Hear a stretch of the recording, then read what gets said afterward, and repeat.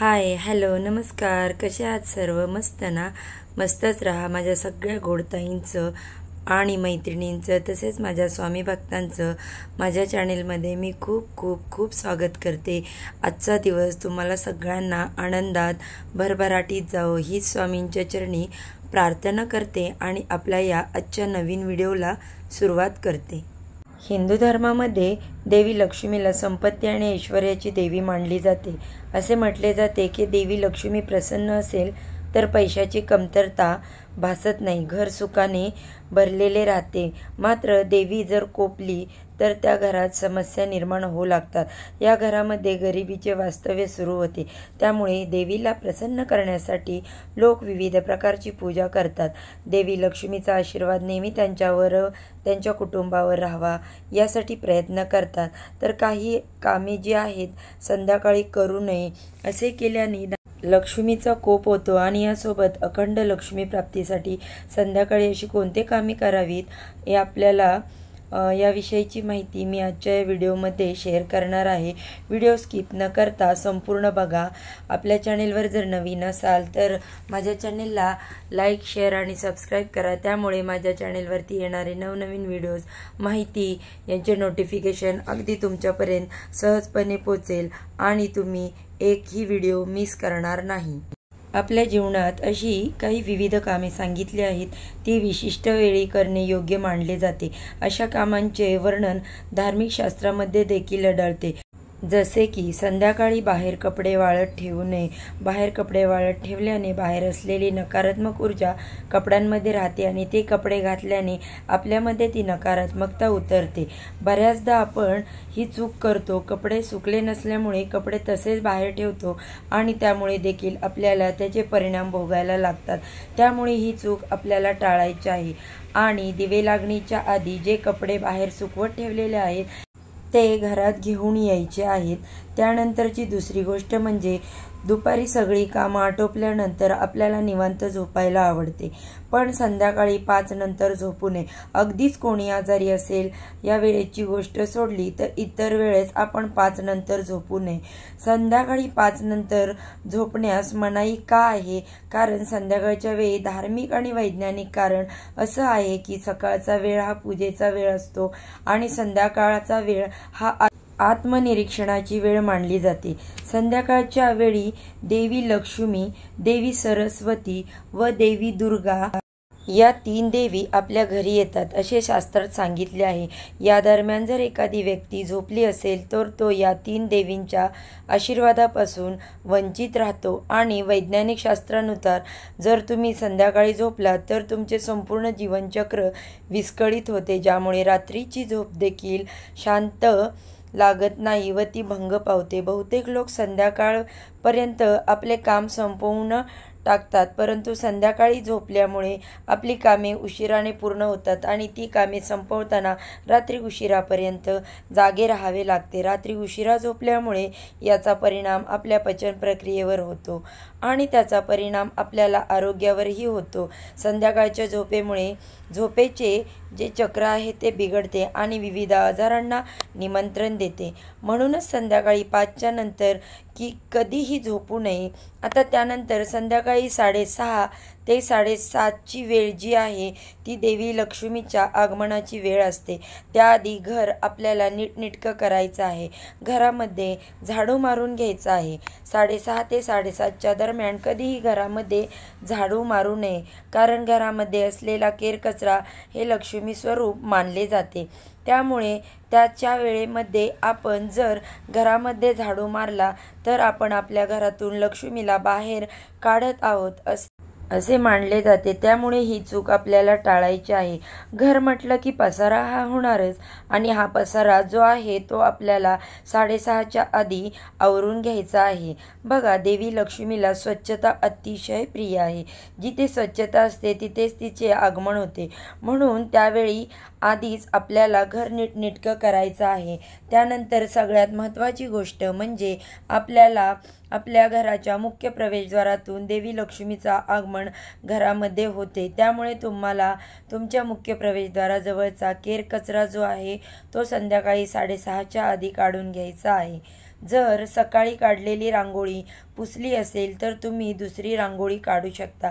आता तुम्ही म्हणाल रात्री पण बराचसा कचरा घरामध्ये होतो, मग झाडूच मारायचा नाही का? तर फक्त संध्याकाळी 6:30 ते 7:30च्या दरम्यान तुम्हाला झाडू मारायचा नाही. त्यानंतर तुम्ही झाडू मारू शकता. म्हणजे तुम्ही जर जेवण बनवलं असेल त्या स्वयंपाकघरामध्ये घाण होते, तो कचरा तुम्हाला काढावाच लागतो. किंवा आपण हॉलमध्ये डायनिंग टेबलवर जेवलेला असतो तेव्हा तिथे खरकट सांडतं, तेव्हा देखील तुम्हाला तिथे झाडू पोछा हा करावाच लागतो. म्हणून फक्त 6:30 ते 7:30च्या वेळेच्या दरम्यान कोणतीही कामे करता येणार नाही. त्यानंतर तुम्ही कोणतीही कामे करू शकता.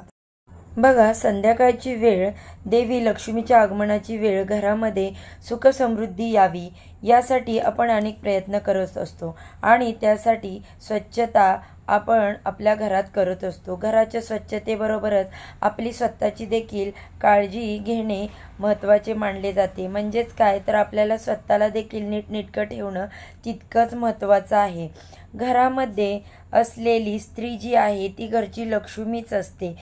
तिने संध्याकाळच्या वेळी न आवरता गबाळ्यासारखं राहू नये.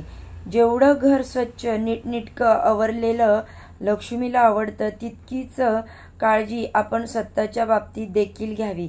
संध्याकाळच्या वेळी हातपाय स्वच्छ धुवून तयार व्हावं. फार काही नाही तर एखादा परफ्यूम किंवा अत्तर लावू शकता, कारण जिथे सुगंध आहे तिथे देवी लक्ष्मीचे आगमन होते. यासोबतच तुम्हाला संध्याकाळच्या वेळी नर्वस वाटत असेल, कंटाळवाणं वाटत असेल तर अत्तराच्या सुगंधाने तुम्ही प्रफुल्लित व्हाल. तुमचं मन देखील प्रसन्न राहील. आणि जर तुम्ही वर्किंग वुमन असाल तर आल्याबरोबर तुम्हाला खूप थकल्यासारखं वाटत असेल, कंटाळा आला असेल तर तुम्ही फ्रेश झाल्यावर तुम्हाला ताजंतवानं वाटेल. त्यामुळे संध्याकाळी फ्रेश होणं हे खूप महत्त्वाचं मानलं जातं. त्यानंतर संध्याकाळच्या वेळी दही, दूध, लसूण, कांदा, हळद, मीठ हे कोणाकडूनही घेऊ नये किंवा कोणालाही देऊ नये. संध्याकाळी या वस्तू घेणे किंवा देणे हे अशुभ मानले जाते. संध्याकाळच्या वेळी कोणतेही पैशाचे व्यवहार टाळा. संध्याकाळच्या वेळी देवी लक्ष्मीची येण्याची वेळ आहे. त्यामुळे कोणत्याही लोकांना उधार देऊ नका किंवा पैसे कोणाकडूनही उधार घेऊ नका. असे केल्याने आर्थिक संकटांना आपण आमंत्रण देत असतो. संध्याकाळी घराचे मुख्य दरवाजा जो आहे तो कधीही बंद ठेवू नये, तो नेहमी उघडा ठेवा. धार्मिक मान्यतेनुसार असे मानले जाते की देवी लक्ष्मी संध्याकाळी घरामध्ये प्रवेश करते. त्यामुळे देवी लक्ष्मीचे स्वागत करण्यासाठी घराचे मुख्य दरवाजा जो आहे तो उघडा ठेवण्यास संध्याकाळी 6:30 ते 7:30च्या दरम्यानचा वेळ असतो. यावेळी देवी लक्ष्मी 3 वेळा आपल्या घरात येत असते. यावेळी तिला घर बंद दिसलं तर ती परत जाते असे म्हणतात. जर घराचा मुख्य प्रवेशद्वार उघडं ठेवणं शक्य नसेल तर सेफ्टी डोअर उघडा ठेवून तुम्ही दार लावू शकता आणि शक्य असेल तर 5 मिनिट का होईना मुख्य प्रवेशद्वार उघडे ठेवा. त्यानंतर सगळ्यात महत्त्वाची गोष्ट म्हणजे आपल्याला 6:30 ते 7:30च्या दरम्यान करायची आहे ती म्हणजे संध्याकाळी दिवे लागणीच्या वेळेस घरातील देवघरामध्ये जो असणारा दिवा आहे तो प्रज्वलित करावा. धूप दीप अगरबत्ती लावावी. यासोबत अखंड लक्ष्मी प्राप्तीसाठी घरामध्ये असलेली दुःख, दारिद्र्य, पैशाच्या अडचणी संपूर्णपणे नष्ट व्हाव्या यासाठी एक दिवा किंवा मातीची पणती घ्यायची आहे. त्यामध्ये 2 मातीची मिळून 1 वात करून घ्यायची आणि ती घालायची आहे. त्यात शुद्ध गाईचं तूप टाकायचं आहे व चिमूटभर हळद टाकायची आहे. लक्ष्मी प्राप्तीसाठी शुद्ध गाईच्या तुपाचा दिवा तुळशीसमोर लावल्याने तुमच्या पैशाविषयीच्या समस्या संपूर्णपणे नष्ट होतात. अगदीच तुम्हाला तुपाचा दिवा लावणे शक्य नसेल तर देवपूजेसाठी जे तेल वापरता ते तेल वापरून हा दिवा तुळशीसमोर लावला तरी हरकत नाही. पण ज्यांना शक्य आहे त्यांनी तुळशीसमोर तुपाचा दिवा आवश्यक लावावा. त्यामुळे तुमच्या घरात आर्थिक स्थैर्य नांदते. रोज शक्य नसेल तर गुरुवारच्या दिवशी तुळशीसमोर तुपाचा दिवा लावू शकता. हा लावल्यानंतर तुम्हाला ओम नमो भगवते वासुदेवाय नमः या मंत्राचं पठण करायचं आहे। यामुळे देवी लक्ष्मी प्रसन्न होते, घरामध्ये सुख समृद्धी येते। आपल्या घरात जे मुख्य प्रवेशद्वार आहे तिथून देवी लक्ष्मी म्हणजे सुख समृद्धी आपल्या घरामध्ये येते। त्यामुळे वाईट शक्तींना घराबाहेर काढण्यासाठी घरामध्ये देवी लक्ष्मीचं आगमन व्हावं यासाठी घराचे जे मुख्य प्रवेशद्वार असते, ज्यामधून आपण घरामध्ये प्रवेश करतो, त्यावेळी आपल्या हाताची उजवी बाजू व ज्यावेळी आपण घरातून बाहेर पडतो त्यावेळेस आपल्या हाताची डावी बाजू या बाजूला आपल्याला उंबरठ्यावर दिवा लावायचा आहे। आता तुपाचा दिवा का लावावा तर लक्ष्मी प्राप्तीसाठी तुपाचा दिवा लावला जातो। आता प्रत्येकाला तुपाचा दिवा लावणं शक्य नसतं, त्यामुळे देवपूजेसाठी तुम्ही वापरता ते तेल या दिव्यात घातलं तरी चालेल, पण उंबरठ्याबाहेर एक दिवा आणि तुळशीसमोर एक दिवा असे 2 दिवे संध्याकाळच्या वेळी नियमितपणे लावायचे आहेत। बघा, ह्या छोट्या छोट्या गोष्टी असतात, त्या करून बघितल्याने तुमच्या घरामध्ये चमत्कारिकरित्या तुम्हाला बदल जाणवतात आणि घरामध्ये सुख, शांती, समाधान नांदते।